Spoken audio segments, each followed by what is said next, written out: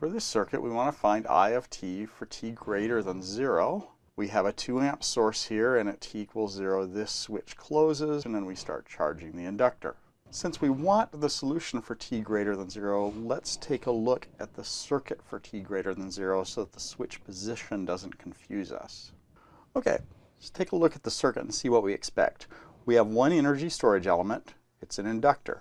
So this is going to be a first order circuit, and more importantly, it'll be an RL circuit, which means that it's going to be described by a time constant, and the time constant is going to be the inductance L over the equivalent resistance seen by the inductor. Now, the source here is connected to the inductor during the time we're interested in, t greater than 0, because the switch is closed. We have a constant input. These two things together mean that the form of the solution is going to be I of t is some constant k1 e to the minus t over tau plus k2. Now all we need to do is find numbers for k1, k2, and tau. Now we know that tau is going to be L over Req, so let's find the equivalent resistance seen by the inductor. We have a 6 ohm resistor. We kill our sources, so this current source becomes an open circuit. We have another 6 ohm resistor, a 2 ohm resistor, and the terminals of the inductor are where we want our voltage-current relationship. This is where we find our equivalent resistance. This is all one node. This is all one node. These two 6 ohm resistors are in parallel, so the equivalent resistance for these is going to be 3 ohms. That equivalent resistance will be in series with this 2 ohm resistor, so the equivalent resistance is 5 ohms. So tau is going to be L, which is 2 henries, over 5 ohms, or 2/5 of a second. Now we're going to use initial and final conditions to find k1 and k2. So, initial conditions. And with initial conditions, we invariably rely on the fact that inductors can't change their current instantly and capacitors can't change their voltage instantly. So what we can find is the conditions at t equals 0 minus just before the switch closes. So under those conditions, we have our 6 ohm resistor. We have this 2 amp current source. This switch is in its open position. This is 6 ohms, 2 ohms. And if this switch has been open for a long time, the inductor is going to look like a short circuit. There's no energy source connected to this inductor. If there was ever any energy stored in this, it would have died off if the switch has been open for a long, long time. So this is simply going to be 0 amps. Then we use the continuity of current to say that this is going to be I at 0 plus, which gives us our initial condition. Now we can use that in this form of solution to say that I at 0 is equal to k1 e to the minus 0 over tau. So t is equal to 0 right there, plus k2. E to the 0th is 1, so k1 plus k2 is equal to I of 0, which is 0. There's one equation and two unknowns that we'll eventually use to find k1 and k2. Now, final conditions. We're going to look at this as t goes to infinity. As t goes to infinity, we have this 6 ohm resistor. The current source is connected to the energy storage element because this switch is closed. Another 6 ohm resistor. And as t goes to infinity, again, everything's constant because that's a 2 amp constant number. The inductor is going to look like a short circuit again. And this is I of infinity. This is now a current divider, so it looks like 2 amps. If I combine the 6 ohm resistors, this is going to be an equivalent 3 ohm resistance. This is going to be 2 ohms. And I essentially want the current through the 2 ohm resistor. So I of infinity is 2 amps times the other resistance, 3 ohms, over the sum of the two, 2 ohms plus 3 ohms, which is going to be 6 over 5 amps. Now we can use this one, again in conjunction with this equation here. So I of infinity is equal to k1 e to the minus infinity over tau plus k2. E to the minus infinity is just 0. So k2 is equal to 6 over 5 amps. So going up here, k1 is minus 6 over 5 amps. Don't really need this drawing anymore.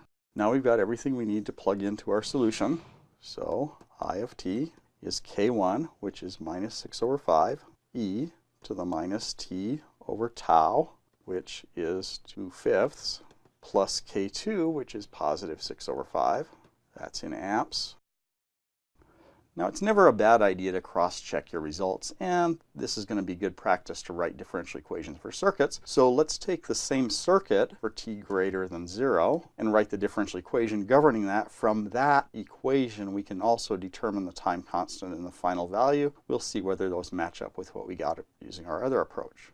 So first, I always like to keep track of the voltage-current relationships for my energy storage elements. So I've got I of t labeled already. Let me label the voltage that corresponds to that. The voltage of this is going to be 2 henries times the derivative of current with respect to time. Now I don't have to remember my voltage-current relationships or the passive sign convention for my inductor.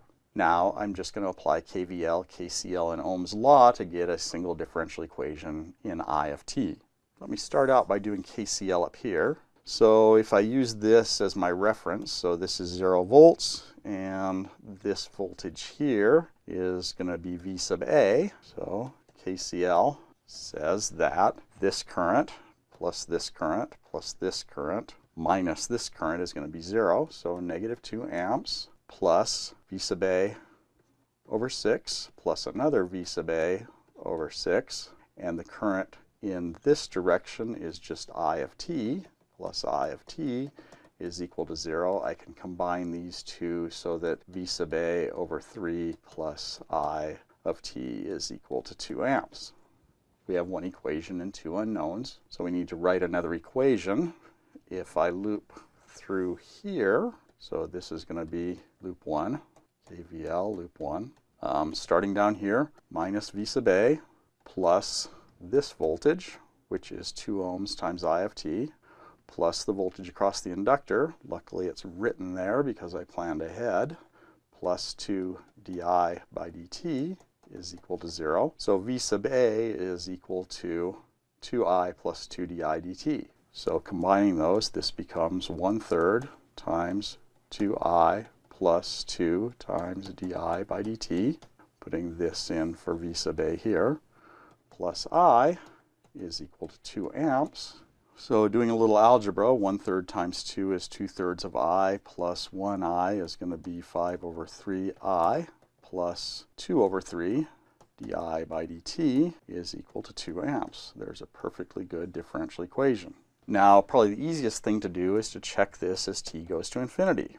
As t goes to infinity, this is a constant, so the left-hand side has to become a constant. The form of the solution is the same as the form of the forcing function. So this derivative goes to 0 as t goes to infinity. So as t goes to infinity, 5 over 3 times I of infinity is equal to 2 amps. So I of infinity is 6 over 5 amps, which very nicely checks with my previous result. I can also rearrange this to be in the form di by dt. Now this is just for t greater than 0.